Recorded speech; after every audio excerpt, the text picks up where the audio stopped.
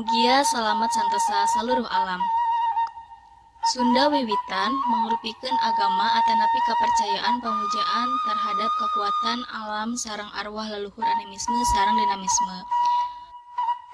Anu dianut ku masyarakat tradisional Sunda, mung ku kituna aya sebagian pihak anu berpendapat sangkan agama Sunda wiwitan teh ngandung unsur monoteisme purba, nyaeta di luhur para dewa sareng di jero pantun anu eusina dewa tunggal tertinggi maha kuasa anu henteu berwujud nu disebut Sang Hyang Kersa anu disamikeun sareng Tuhan Yang Maha Esa.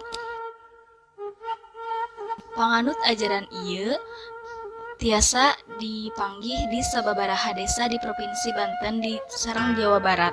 Sapertos di Lebak Banten, Ciptagelar, Kasepuhan Banten Kidul di Cisolok Sukabumi, Kampung Naga, Cirebon sareng Kuningan. Menurut panganut Sunda wiwitan manguripkeun kepercayaan anu dianut saatos lama di zaman heubeul. Menurut panganut Sunda wiwitan teh atos aya ti zaman sateu acan datangna ajaran Hindu sareng Islam. Ajaran Sunda wiwitan ngandung dina kitab Sang Hyang Siksa Kandang Karesian, dua kitab anu asalna ti zaman kerajaan Sunda anu eusina teh aya ajaran keagamaan sareng tuntutan moral, aturan sarta palajaran budi pakarti. Kitab ieu disebut Koperasi 630 ku Perpustakaan Nasional Indonesia. Berdasarkan keterangan eta, orang Kanekes sanes panganut Hindu atanapi Buddha, melainkan panganut animisme nyaeta kepercayaan anu ngamuja arwah nenek moyang.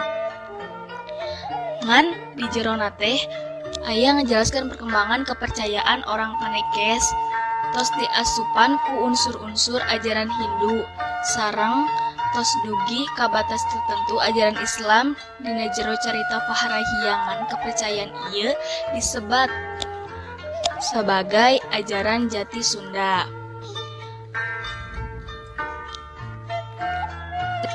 Aya 12 juta orang panganut aliran kepercayaan di Indonesia. Aliran kepercayaan asli Nusantara henteu sapertos agama-agama ageng atau nu mainstream. Di Jawa Barat aliran kepercayaan anu paling dikenal nyaeta Sunda wiwitan atanapi agama jati Sunda. Anu disebarkeun ku Madrais orang Cigugur Kuningan disebat-sebat sebagai cikal bakal Sunda wiwitan. Menurut etimologi bahasa Sunda, Sunda wiwitan asalna tina kata Sunda sareng wiwitan. Sunda ngacu kana masyarakat anu di jerona wilayah kerajaan Sunda Galuh anu terbentang ti Banten dugi ka Brebes Jawa Tengah. Wiwitan berarti mula-mula sareng Sunda wiwitan nyaeta Sunda mula-mula. Sementawis eta aya deui istilah Sunda buhun anu diartikeun sebagai Sunda kuno.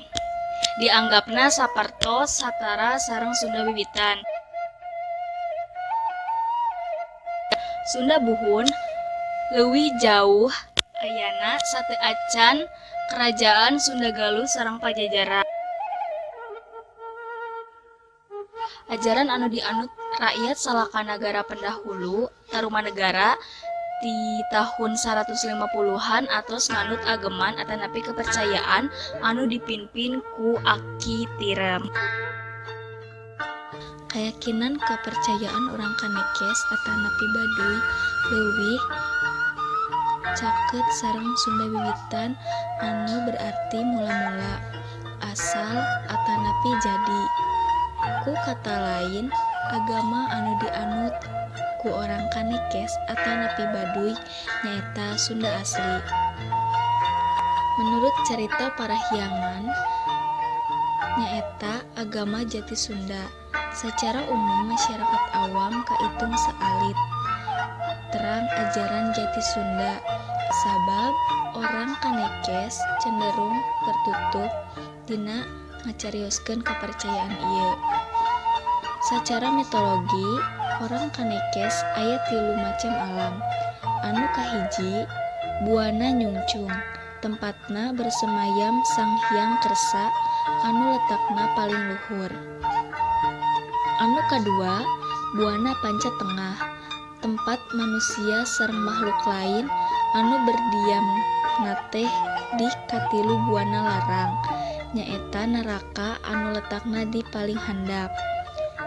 Antara buana Nyungcung sareng buana Pancatengah aya 18 lapisan alam anu kasusun ti luhur dugi ka handap. Lapisan anu paling luhur namina Bumi Suci Alam Padang, atanapi namina teh Alam Kahyangan, atanapi Mandala Hyang. Lapisan alam ieu tempat tinggalna Nyi Pohaci sareng Sunan Ambu. Sunda Wiwitan sareng Sunda Buhun pami urang tilik-tilik kaduana mangrupikeun aliran kepercayaan Sunda anu Sunda Wiwitan sareng Sunda Buhun teh kaduana tiasa disamikeun. Nyaeta ayana sosok Sunan Ambu. Sunan Ambu nyaeta sosok penguasa alam semesta ajaran prasejarah. Perkembangan anu salajengna aya sababaraha aliran kepercayaan Sunda Wiwitan anu sering ngabaikeun sosok Sunan Ambu. Kaelehkeun ku berbagai sangian sareng ayana turunan aliran kepercayaan ieu anu leuwih katuju kana Siliwangi. Tentu ieu hal anu anyar. Sunda sanes entitas etnis anu ngamilikan sikap handap asor, sikap anu saling ngahargaan sareng ngahormat silih asa, silih asih, silih asuh. Perbedaan cara pandang eta ngajadikeun saling nyalahkeun sareng kosmologi konsepsi aliran kepercayaan orang Sunda henteu ngenal istilah bid'ah, kafir, musyrik, sareng panghujatan. Henteu aya penghakiman orang Sunda terhadap keyakinan Sunda lainna. Anggapan bahwa urang mah hirup jeung huripna ge geus aya nu ngareksakeun.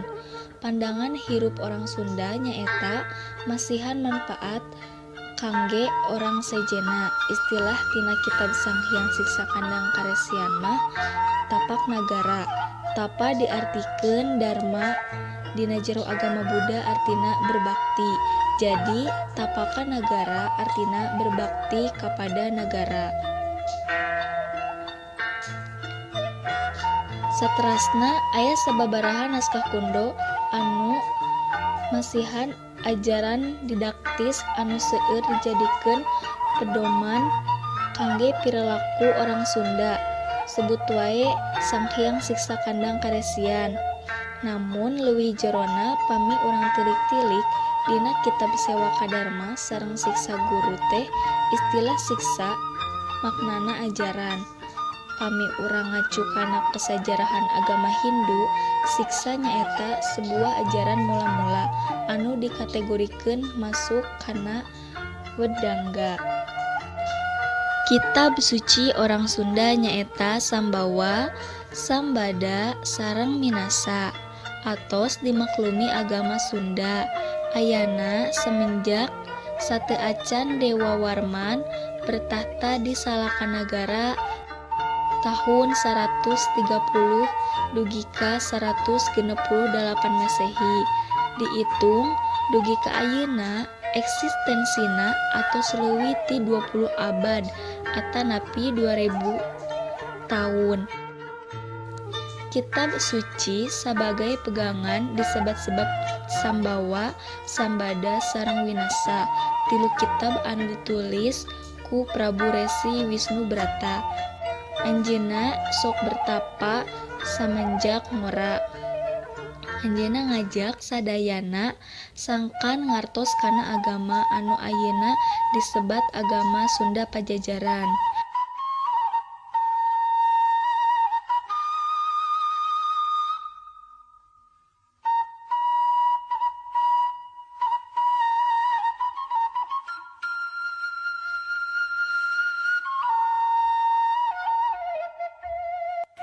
Anu salajengna nyaeta ayana naskah-naskah kuno ngeunaan pemerintahan.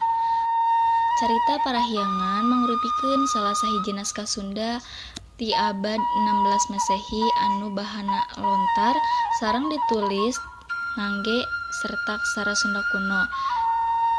Naskah eta ngagambarkeun sabuah sistem pemerintahan masyarakat Sunda masa lampau. Teks carita Parahyangan anu berhasil disajikeun ku peneliti diperoleh gambaran ngeunaan sistem pemerintahan kerajaan Sunda sebagai berikut. Nu kahiji, sistem pembagian kekuasaan didasarkeun atas Tritangtu Dibuana anu terdiri atas Prabu sebagai pemegang lembaga eksekutif, Rama sebagai pemegang lembaga eksekutif, sareng Resi sebagai pemegang lembaga yudikatif. Anu kadua, sistem birokrasi kerajaan didasarkeun ku sistem desentralisasi anu kabagi jadi 11 panguasa wilayah anu diatur melalui pangwereg sareng pamuatan anu didasarkeun ku prinsip-prinsip otonomi. Sacara garis besarna, teks naskah carita Parahyangan eusina ngeunaan gambaran sistem pemerintahan kerajaan Sunda anu berpusat di ibu kota Pakuan Pajajaran. Aya 3 kisah utama anu dipegang ku para penguasa kerajaan Sunda anu disebut-sebut dina teks carita Parahyangan ieu, yakni 3 orang pendahulu. Maharaja Tarusbawa sebagai perintis berdiri kerajaan Sunda di Pakuan Pajajaran. Masing-masing nyaeta Bagawat Angga Sun-nya ti Windo Pepet, Bagawat Angga Mirewesa ti Hujung Galuh sareng Bagawat Angga Brama ti Pucung. Aya 2 hal penting anu tersirat tina carita Parahyangan ieu, yakni gambaran konsep sebagai sarana kangge ngalaksanakeun kekuasaan raja sacara berkesinambungan sarta tiasa ngalindungi kautuhan wilayah kerajaan. Konsep anu dimaksud antara lain nyaeta konsep kosmologi anu cenderung sifatna magic religius. Hal ieu katingali tina pribadi raja dilegitimasi sebagai katurunan para leluhur anu dianggap suci atanapi dewa. Peranan ieu henteu ngan saukur nentukeun kabeneran sareng pangkukuhan kekuasaan raja, tapi oge ngajelaskeun hubungan antara raja sareng rakyatna. Konsep nu sanesna nyaeta sifatna praktis sebagai sarana kangge ngacapai tujuan raja. Dina jero teks carita Parahyangan ieu tiasa ditingali tina teknis birokrasi kerajaan anu terdesentralisasi kana jero wilayah-wilayah kerajaan anu terkait ku pangwereg. Isi teks carita Parahyangan atos mampu masihan sabagian gambaran sangkan masyarakat Sunda di masa lampau teh atos ngagaduhan salah sahiji tarap kahidupan sosial anu cukup teratur sapertos oge sabagian masyarakat lainna anu aya di Nusantara. Berakhirna zaman Pajajaran 1482 dugi ka 1578 ditandai ku ayana boyongan Palangka Sriman Sriwacana atanapi tempat duduk tempat penobatan tahta ti Pakuan ke Surasowan di Banten ku pasukan Maulana Yusuf. Batu ukuran 200 x 160 x 20 cm eta kapaksa diboyong ka Banten. Sabab tradisi politik waktu itu ngakudukeun dirampasna Palangka eta di Pakuan ieu henteu mungkin dinobatkeun raja baru. Ayana Palangka eta ngajadikeun Maulana Yusuf sebagai namana mangrupikeun penerus kekuasaan Pajajaran anu sah. Palangka Sriman Sriwacana sorangan ayeuna wae tiasa dipanggihan di payun hareup Menurut Keraton Surasowan di Banten, sabab mengkilapna orang Banten nyebutkeun watu gigilang. Kata gigilang eta nyaeta ngkilap atau berseri. Sami hartina sareng kata sriman.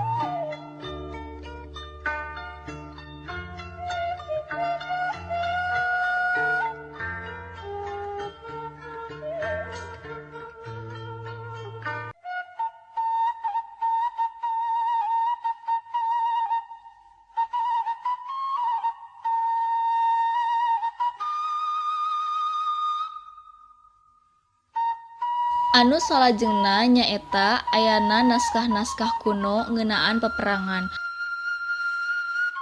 Perang Bubat nyaeta perang anu terjadi sakitar tahun 1278 Saka atanapi 1357 Masehi di abad ke-14. Nyaeta masa pemerintahan Raja Majapahit hayam Wuruk. Perang ieu terjadi sabab perselisihan antara Majapahit Gajah Mada ti Majapahit sareng Prabu Maharaja Linggabuana ti Kerajaan Sunda di Pesanggerahan Bubat anu ngakibatkeun tewasna saluruh rombongan Sunda.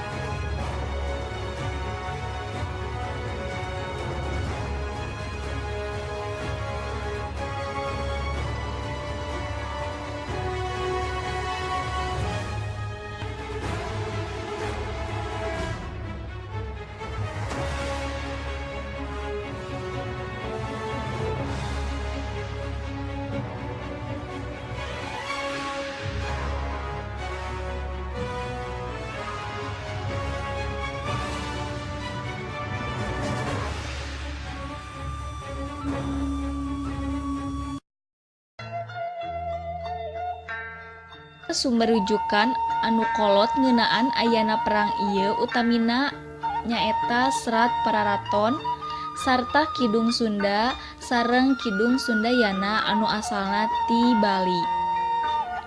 Peristiwa perang Bubat ieu dimimitian ku ayana niat Prabu Hayam Wuruk hoyong ngaper istri Putri Diah Pitaloka Citra Resmi ti negeri Sunda. Raja Sunda datang ka Bubat basarta permasyuri sareng Putri Diah Pitaloka diiringi ku prajurit anu saalit. Menurut Kidung Sundayana timbul niat Majapahit Gajah Mada kangge nguasaan kerajaan Sunda. Gajah Mada hoyong ngapenuhan Sumpah Palapa anu dibuat pada masa sateu acan Hayam Wuruk naik tahta. Sabab ti eta seueur karajaan di Nusantara anu atos ditaklukkeun ku Majapahit ngan saukur kerajaan Sunda anu teu acan dikuasai.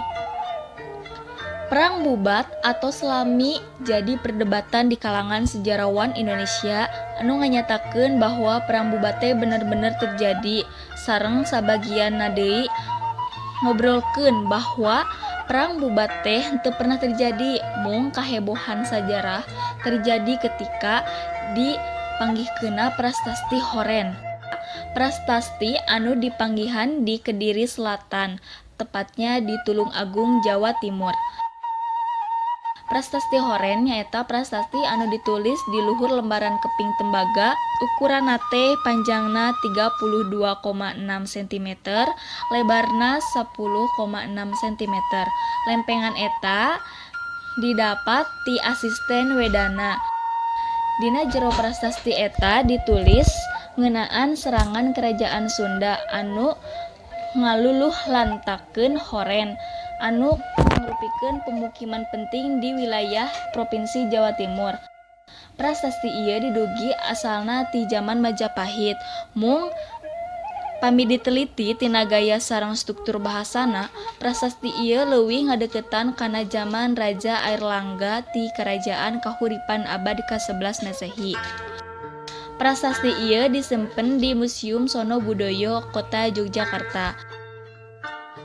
Salah sahiji hal anu menarik tina prasasti ieu nyaeta Ayana rekaman persinggungan antara kerajaan Jawa sareng Sunda pada masa eta di mana Sunda disebat-sebat sebagai musuh atanapi satruk. Silang pendapat antara sejarah tentang Perang Bubat ngajadikeun bahan kajian para ahli sejarah sareng arkeologi. Namun, di sisi lain di kalangan masyarakat persepsi anu jauh tina fakta malah nimbulkeun sentimen kesukuan. Dina jero naskah kuno Sang Hyang Siksa Kandang Karesian, kata Sang Dharma titutur ngajarkeun ucap para leluhur. Naskah Sahyang Siksa Kandang Karesian ditulis tahun 1518 Masehi, di mana ngan saukur tarpaut leuwih kurangna 200 tahun saatos kajadian Perang Bubat, tapi henteu katingali ayana sentimen kesukuan Sunda sareng Jawa.